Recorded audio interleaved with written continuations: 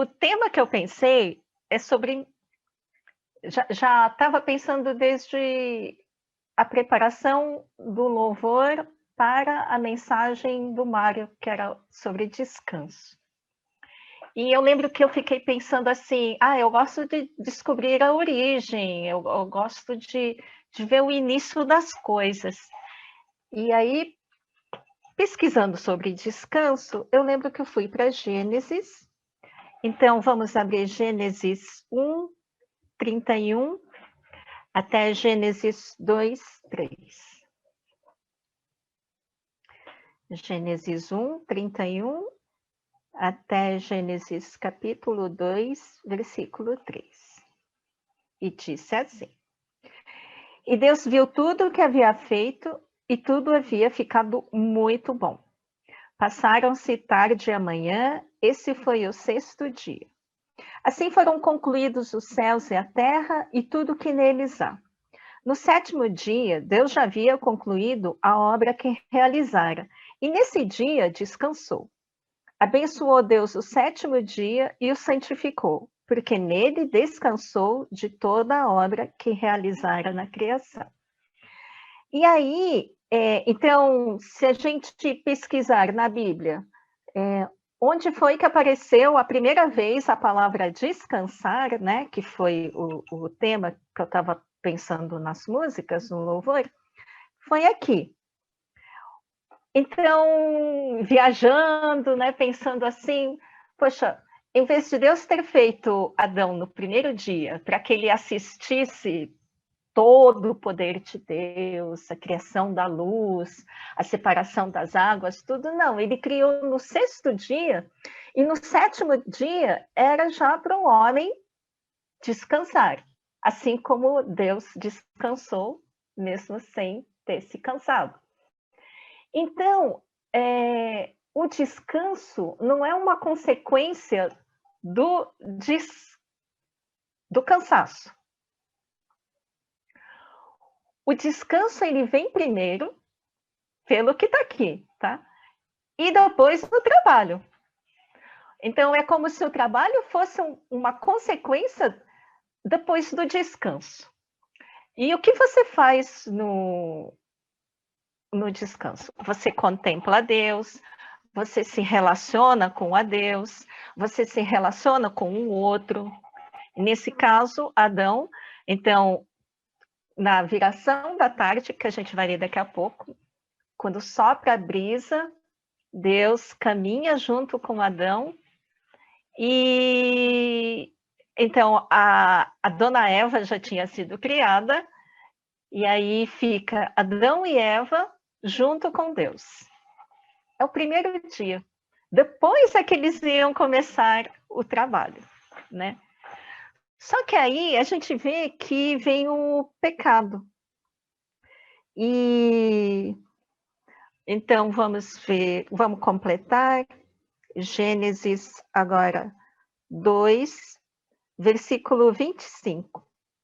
O homem e sua mulher viviam nus e não sentiam vergonha. Então, a primeira vez que aparece a palavra vergonha aqui, é aqui, mas o homem e a mulher não sentiam vergonha. E aí, vamos continuar. Agora vem a queda. Vem a serpente, né? Gênesis 3, versículo 1. Ora, a serpente era o mais astuto de todos os animais selvagens que o Senhor Deus tinha feito. E ela perguntou à mulher: foi isto mesmo que Deus disse, não comam de nenhum fruto das árvores do jardim? Lá vem a dúvida, quando a gente duvida de Deus, né? É assim que a serpente trabalha. Versículo 2. Respondeu a mulher à serpente: podemos comer do fruto das árvores do jardim, mas Deus disse, não comam do fruto da árvore que está no meio do jardim, nem toquem nele, do contrário vocês morrerão. Aqui, quando Deus fala essa ordem, a dona Eva não estava. Estava só o seu Adão. Então, muito, muito, muito provável que Adão contou para Eva, né? Olha, você pode comer de todas as árvores, mas essa daqui você não coma. E Adão ainda acrescentou, porque Deus não falou, né? Se a gente ver antes, Deus não falou, nem toque, se tocar você morre. Mas Adão acrescentou para ter certeza que a mulher ia obedecer, né? E aí ele já exagerou um pouquinho, mas tá. Versículo 4. Disse a serpente à mulher: certamente não morrerão, né? Quando a gente duvida, lá vem as consequências. Deus sabe que no dia em que dele comerem, seus olhos se abrirão e vocês serão como Deus, serão conhecedores do bem e do mal. Aqui, então, começa a queda. A tentação começou antes de comer o fruto. É quando a gente deseja mais ser como Deus do que desejar estar com Deus, né? A tentação é ser como Deus, ao invés de estar com Deus. Aí o versículo 6. Quando a mulher viu que a árvore parecia agradável ao paladar, era atraente aos olhos, além disso desejável para dela se obter discernimento, tomou do seu fruto. Para você comer, primeiro você toca, né? E o engraçado é que ela tocou e ela não morreu.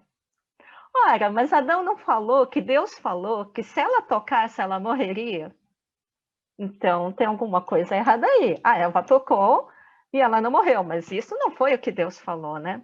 Mas o que? Ela tomou, comeu e deu ao marido, que comeu também. Os olhos dos dois se abriram e perceberam que estavam nus. Então juntaram folhas de figueira para cobrir-se. Agora sim, aquela vergonha que não tinham no capítulo 2, 25, a inocência que eles tinham foi perdida. Perdeu-se quando se diz, perceberam que estavam nus, eles já estavam nus, mas eles não perceberam, eles perderam a inocência, eles perceberam outras coisas além, né? Perceberam maldade, agora começa o pecado, e jantaram folhas, deram um jeito humano para se cobrir. 8. Ouvindo o homem e sua mulher os passos do Senhor Deus que andava pelo jardim quando soprava a brisa do dia, esconderam-se da presença do Senhor Deus entre as árvores do jardim. Foi por isso que escolhi aquela música, né? De esconde, esconde. Adão e Eva, eles devem ter acontecido muitos dias antes da queda. Então, eles sabiam o horário quando Deus chegava, reconheciam os passos de Deus em que eles conversavam, mas nesse dia eles tentaram se esconder. Então, já começou a fuga. Mas o Senhor Deus chamou o homem, perguntando: onde você está? É muito bonito porque Deus onisciente, ele sabe exatamente onde Adão e Eva estavam, mas ele toma a iniciativa sempre de ir atrás da gente, né? A gente pensa que está fugindo de Deus, mas Deus, ele não desiste da gente. E 10, ele respondeu: ouvi teus passos no jardim e fiquei com medo, porque estava nu, por isso me escondi. Então, a primeira vez que a gente vê a palavra medo na Bíblia é aqui. É a primeira vez que Adão e Eva sentiram medo. E aí, sobre descanso, eu pensei, o medo rouba o descanso. Não dá para você sentir medo e descanso ao mesmo tempo. E porque ele estava nu, porque ele já perdeu a inocência e por isso me escondi. Então, a música Esconde, Esconde, não dá para brincar de esconde, esconde com Deus, né? E Deus perguntou: quem lhe disse que você estava nu? Você comeu do fruto da árvore da qual lhe proibi comer? E, lógico, o homem, né? Ele se sente culpado, ele tem medo, ele tem vergonha, agora ele já sente tudo isso, o que antes ele não sentia, culpa, E agora ele tenta culpar o próprio Deus. E culpar a mulher e indiretamente Deus. Disse o homem: foi a mulher que me deste por companheira que me deu do fruto da árvore e eu comi. Olha, se o Senhor não tivesse criado a mulher, eu não teria comido do fruto. Ou se o Senhor não tivesse criado a árvore, eu não teria comido, eu não poderia ter comido. Mais para frente, a gente vai ver mais alguns versículos, a gente vai ver a primeira vez que existe o sofrimento, que Deus fala, né? E muitas vezes, a maioria das pessoas falam, mas se Deus existe, por que existe o sofrimento no mundo? E uma vez, eu não sei se eu li ou eu, na minha cabeça, mas não sei nem formar a frase, mas a ideia é: a dor e o sofrimento é o custo do livre-arbítrio. A árvore, ela estava lá, sim, criada por Deus, e é o nosso livre-arbítrio comê-la, tocá-la, né? Ou não. Deus poderia não ter criado a árvore e ninguém, então, iria deixar de ser inocente, mas nós continuaríamos sempre robôs, né? Autômatos, sem livre-arbítrio. E aí, indiretamente, como se, né, Adão falasse: olha, Senhor Deus, não tivesse criado a mulher, não tivesse criado a árvore, eu não teria feito nada errado.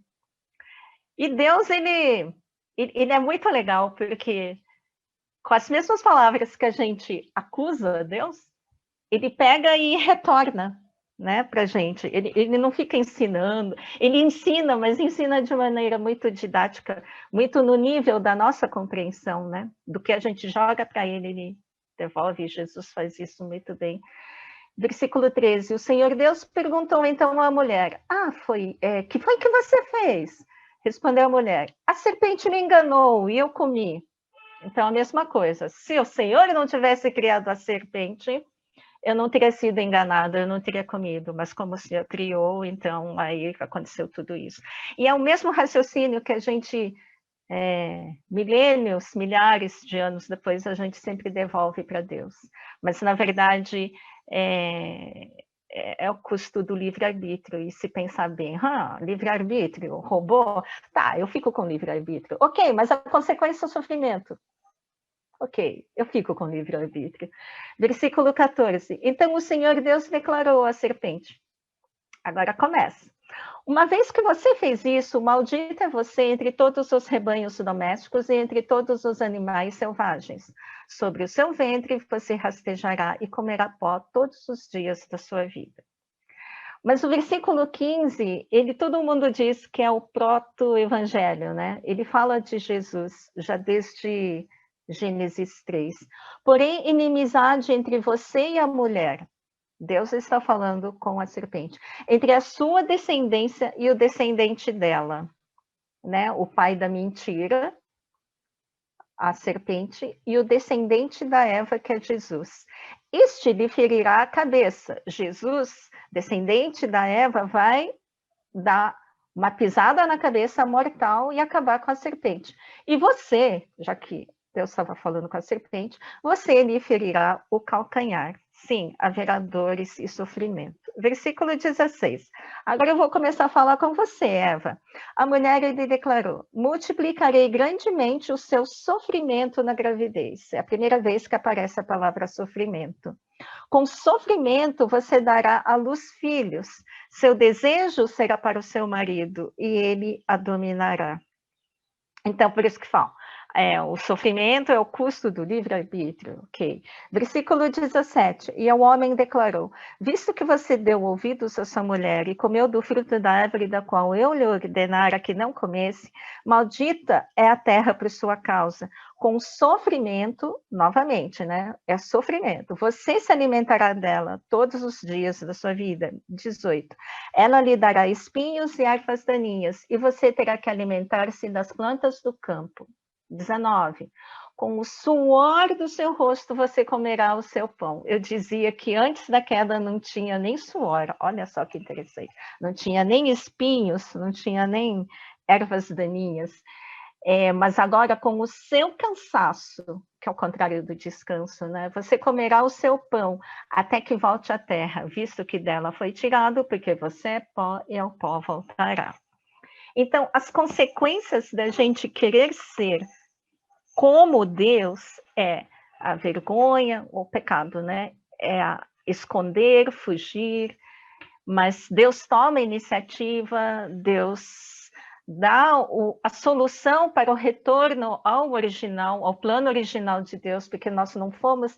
É engraçado, né? A gente só aprende sofrendo, mas no início haveria uma outra maneira de a gente desenvolver, mas nós fomos criados para desfrutar de Deus, sermos amados por Deus, amar a Deus, amar os outros, mas aí vem a vergonha, a acusação, a culpa, como resultado do pecado, o cansaço. Mas a palavra medo, que veio, né? Adão sentiu medo, me chamou muita atenção. E aí ficou me martelando.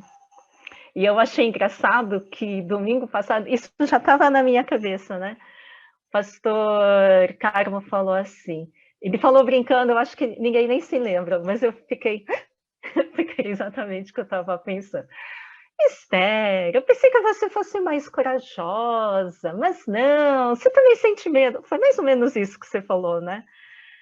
E eu, uau, meu Deus, tem um escuta aqui, tem uma câmera, eu tenho que desligar, arrancar, fazer um jeito aqui. Porque esse lance de medo foi o que ficou na minha cabeça. A gente tem muito medo. Medo de perder o conforto. Eu escrevi alguns aqui, tá? Medo de perder o conforto, medo de culpa, de rejeição, de ser abandonado, de ficar sozinho, de ficar sem dinheiro, passar necessidade, ficar sem teto, sem comida, sem amigos, ser julgado e declarado culpado, ser zombado, ser humilhado, passar por bullying, não ser amado, ficar doente, morrer. Ver os nossos amados morrerem e a gente, na nossa impotência, não poder fazer nada. Mas, como eu falei, no versículo 14 e 15, né, de Gênesis, Deus, ele já tinha dado o remédio, que é Jesus, né, descendente de Eva. E Jesus, ele já provou, para aqueles que sentem medo da rejeição, do abandono, de ficar sozinho, Jesus, ele já provou o seu amor para conosco na cruz. Não é assim, eu te amo e só me ama. Não, já é uma coisa passada, para nós já é passado, já é provado e comprovado que Deus nos ama. O que eu estou querendo dizer? Para vencer o medo é o amor. Como assim? A solução contra o medo, a vergonha, a culpa, a solução contra todas as consequências do pecado é o amor. E Deus, ele já deu a solução já naquela época, ele não falou, dá um tempo que eu vou planejar alguma coisa aqui, não. Logo nas primeiras sentenças, Deus já deu o remédio. Deus já provou o seu poder ressuscitando Jesus. E Jesus já prometeu que vai estar com a gente sempre, né? Eis que estarei convosco até a consumação dos séculos. Mas assim como as músicas do louvor, né? Fala de quão fraco que a gente é, o nosso coração. Quando nos reconhecemos impotentes, aí que a gente, em vez de se esconder do Criador, a gente tem que voltar para o Criador, que já provou o seu amor por nós na cruz. E nós estamos, então, aqui agora, sofrendo as consequências de sermos como Deus, em vez de estar com Deus. esperar em Deus, né? Que é descansar, é confiar na promessa da presença de Deus sempre. Essa esperança, essa espera, ela não é passiva, ela não é acomodada, ela não é folgada, ela não é resignada. Oh, não. E enquanto a gente espera, então, o decorrer das coisas, que só vai terminar como a gente vai tomar a ceia, que só vai terminar quando Jesus voltar, ser e fazer o melhor, multiplicando os recursos que a gente tem para poder dividir com os outros que precisam. Então, viver bem o presente, porque o mal já foi vencido. Do tipo, tenha coragem, porque na hora que veio a tentação, também o mal não prevalecerá. Não tenha medo. Eu já falei isso e sempre falo.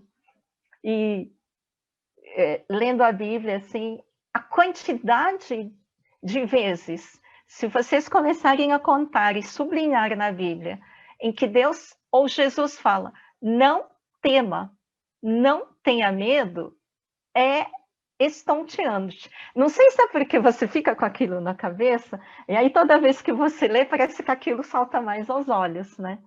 Mas o número de vezes que fala não tenha medo, é porque o mal já foi vencido na cruz, né?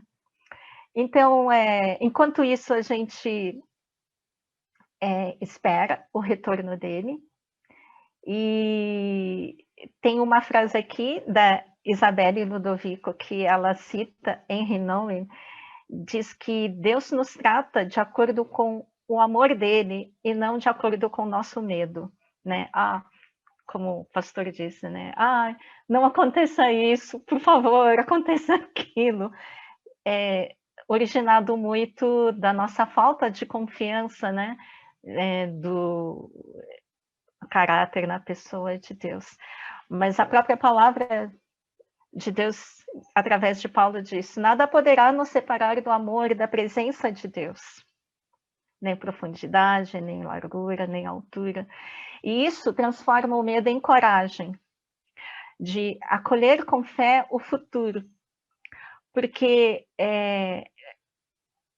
mesmo se a gente perder tudo que a gente tem, tudo que a gente é mordomo, todas as coisas cooperam para o bem daqueles que amam a Deus.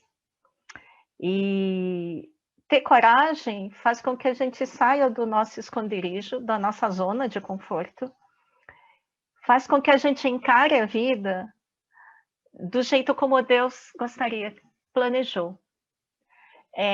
Quando eu era adolescente, antes do Mário, existiu vida antes do Mário. Eu tinha umas coisas assim na minha cabeça que alguém falava e eu acreditava. E antes mesmo, né, de ser cristã, um tempo mesmo depois, eu tinha medo de me relacionar com pessoas com medo de ser rejeitada. Então, antes de eu ser rejeitada, eu rejeitava a pessoa. Eu sei que vocês não são assim, mas eu tinha isso. Então, eu achava que eu era menos, e antes que isso fosse descoberto, então eu rejeitava as pessoas. E aí eu não vivia plenamente, lógico. Eu pensava, eu não sou boa nisso, eu não sou boa naquilo, então não vou andar com pessoas em que são muito melhores do que eu, né? E eu não encarava a vida plenamente. Às vezes, ainda, lógico, tem uns flashes assim, e você pega um exercício e vamos embora. Com Deus, Deus nos dá os recursos para essas adversidades e também consolo. Mas onde que a gente pode obter, então, esses recursos para ser corajoso, né? Ser corajosa, não ter medo, viver plenamente, no descanso e na intimidade com Deus? É no seu quarto, no meu quarto. É no silêncio, é na leitura, é na oração, em que aquilo que a gente sabe mentalmente, sabe de conhecimento, nesses momentos com Deus, ele desce da cabeça para o coração, e nesses momentos é que o conhecimento vira experiência, vira sentimento, vira vida da gente, né? Então, vamos orar? Senhor Deus,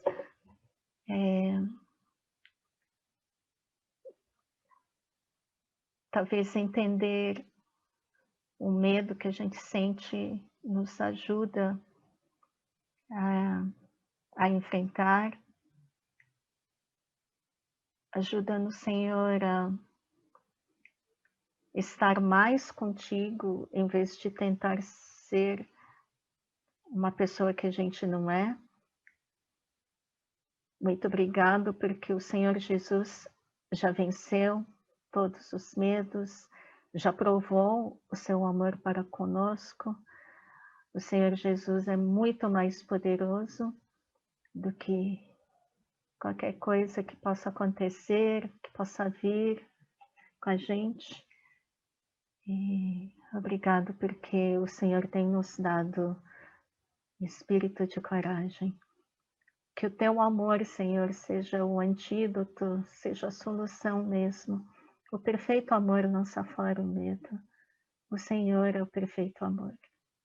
Muito obrigada por tudo. Em nome de Jesus. Amém.